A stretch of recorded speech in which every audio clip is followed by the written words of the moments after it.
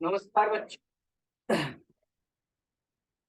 कक्षा 10 त्रिभुज अध्याय 6 के प्रश्नावली 6.3 में आज हम प्रश्न संख्या 2 को हल करना सीखेंगे। इस प्रश्नावली के प्रश्न संख्या 2 में हमें क्या पता करना है, ये रहा हमारे स्क्रीन पर। देखिए, ध्यान से पढ़िए। कह रहा आकृति 6.35, ये रहा आकृति 6.35। क्या कह रहा है कि आगे त्रिभुज ओडीसी, त्रिभुज ओडीसी जरा ध्यान से देखे, कहाँ है ओडीसी। इस त्रिभुज का जिक्र है, समरूप है त्रिभुज ओबीए के। ओबीए त्रिभुज के समरूप है बंधु, ये दिया हुआ है।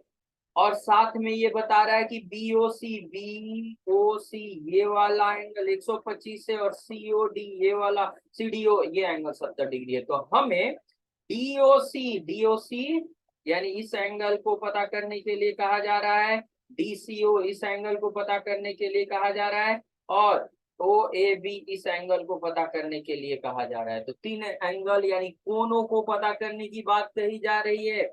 जबकि कुछ हिंट तो दिया हुआ है कि भैया ये जो दो त्रिभुज है ये समरूप है। तो समरूपता से फायदा, बहुत फायदा भैया। याद रखें, जब भी दो त्रिभुजों के समरूपता की बात करते हैं कहीं भी, समरूप त्रिभुजों की बात अगर हो रही हो कहीं, तो सीधा सीधा एक बात जरूर याद रख लें। क्या? इस भुजाएं समानुपाती होती हैं। भुजाएं समानुपाती, ये लाइन कभी ना भूलें, ये लाइन जो है कभी ना भूले, समानुपाती होती हैं।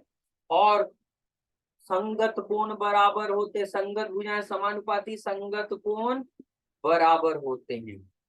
ये दो बात कभी ना भूलें, इससे बड़ी फायदा होता है। तो अगर ये दो त्रिभुज समरूप हैं तो निश्चित रूप से ये समानुपाती हैं। ये भुजाएं समानुपाती होंगे और संगत कोण बराबर होंगे। खैर, भुजाओं से तो अभी कोई लेना देना नहीं है, कोणों से लेना देना है, क्योंकि उसी की सहायता से हमें अपना काम करना है। तो पहले इसी का प्रयोग करते हुए ध्यान रहे, हम इसी का प्रयोग करके अपने इस प्रश्न का जवाब ढूंढेंगे। क्या? समरूपता, त्रिभुजों की समरूपता के आधार पे क्या दिया है? दिया है कि त्रिभुज ओ डी सी समरूप है त्रिभुज ओ बी ए के। तो जाकर इससे क्या पता चल रहा है कि कोण बराबर होंगे, कैसे समरूप है, जरा देखिए। पहले ओ लिया है, फिर डी लिया है सी, और इधर ओ बी ए। तो जो अक्षर पहले आता है, दोनों में पहला अक्षर वो कोण को बताता है कि उस जगह के कोण बराबर है। जैसे ओ कोण के बराबर, डी कोण बी कोण के बराबर, और सी कोण ए कोण के बराबर।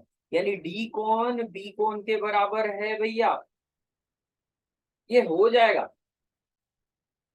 ठीक है, तो हम लिख सकते हैं कि कोण ओ डी सी बराबर हो जाएगा कोण ओ बी ए के। और ये दोनों भैया 70 डिग्री हो जाएगा, ये दिया हुआ है। ठीक, इसके अलावा हम बोल सकते हैं कि यह जो कोण है सी की जगह और ए की जगह, ये भी बराबर होंगे, और ये आमने सामने भी बराबर होंगे। तो आमने सामने तो दो भुजाओं, दो लाइन रेखाओं का कटान से बन रहा है, मतलब कटान हो रहा है वहां पर। तो देखा जाए, पहले यहाँ जो कोण है वो कौन है? ओ सी डी, वो बराबर हो जाएगा कोण ओ ए बी के। और ये तो पता करना है भैया, पता ही नहीं, चलो ठीक है, ये तो बराबर होंगे ही होंगे, पता करते हैं। लेकिन यहाँ जो पता चला हमें, उससे कुछ तो फायदा मिलना चाहिए ना। जैसे ये कौन 70 70, चलो ठीक है, ये 70 पता चला, इससे फायदा मिलेगा? अभी नहीं मिलेगा। अब आइए, यहाँ तो पता चल गया कौन कौन किसके किसके बराबर है। अब आइए, ये भी लिख ही लेते हैं। क्या? सी ओ डी बराबर हो जाएगा कौन? ए ओ बी के, ये भी बराबर है।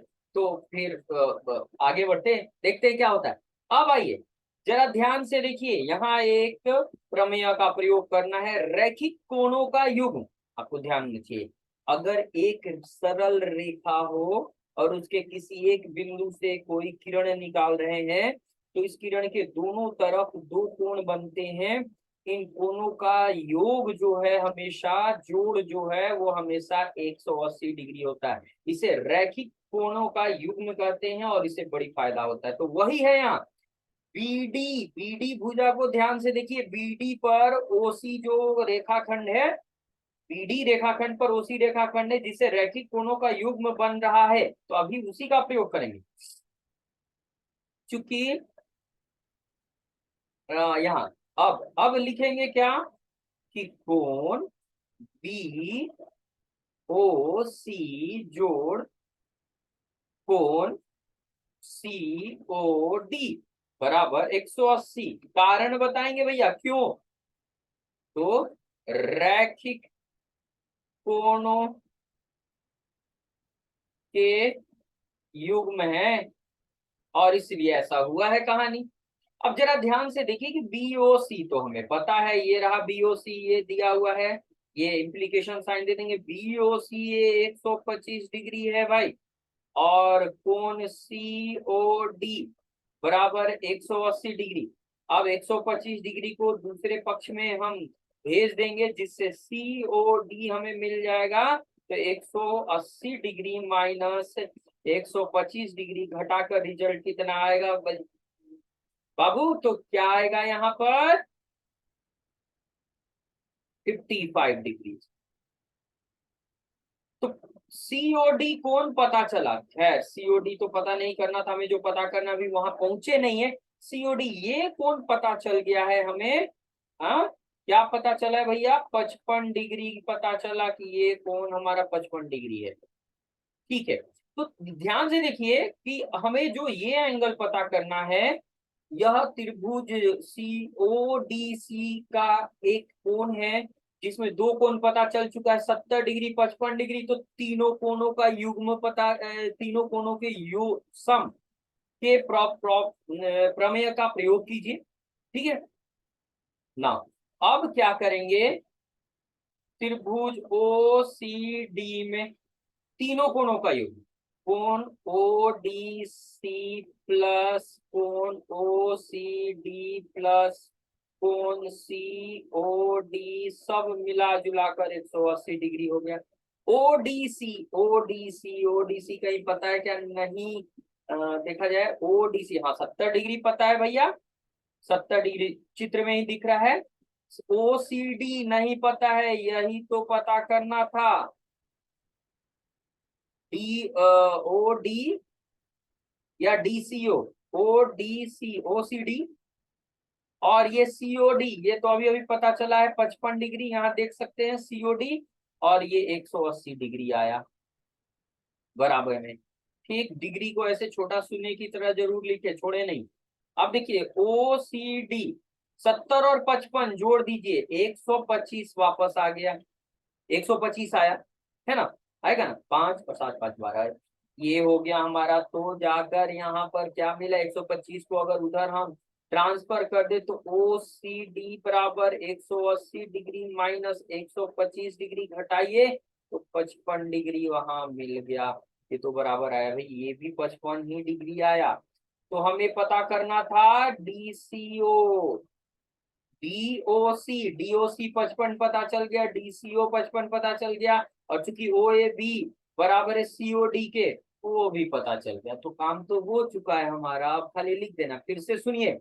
डीओसी, डीओसी कहाँ लिखे हैं भैया? डीओसी, डीओसी को ही हम सीओडी लिखे हैं, और सीओडी यहाँ 55 पता चला है। उल्टा कीजिए, आप देखिए ध्यान से, यहाँ डीओसी ये जो एंगल है यहाँ डी ओ सी पढ़िए चाहे सी ओ डी पढ़िए, दोनों तरफ से एक ही एंगल के बारे में पता चल रहा है, कोई दिक्कत नहीं। डीओसी सीओडी एक ही है, और डीसीओ वो भी है। तो बस अभी क्या कर देना, डीओसी डीसीओडी के बराबर है तो लिख दीजिए 10। इस प्रकार हमें पता चल चुका है क्या कि कोण, कौन सा कोण लिखना था? डीओसी, डी ओ सी जिसे हमने सीओडी के रूप में लिखा था, सीओडी दोनों एक ही है और 55 डिग्री आया है। अगला कौन, डीसीओ, डीसीओ कहाँ है भैया, डीसीओ को ही ओसीडी लिखा है हमने, डी सी और ओ को ओसीडी लिखा है, वो भी 55 डिग्री ही मिला है। रीचेक एक बार कर लेंगे हम लोग,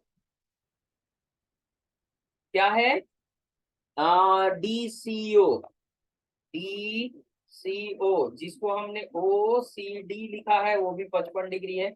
और कौन ओ A B, O A B जरा ध्यान से देख ले क्या आया है, ओ ए बी कौन जो है यहाँ यहाँ, ओ ए बी या ए, ओ A B, O A B पूछा है ना, ओ ए बी पूछा है, ओ ए बी कौन जो है हमारा, सी O D, O A B कौन जो है वो ओ सी डी के बराबर है, ओ सी डी के बराबर है।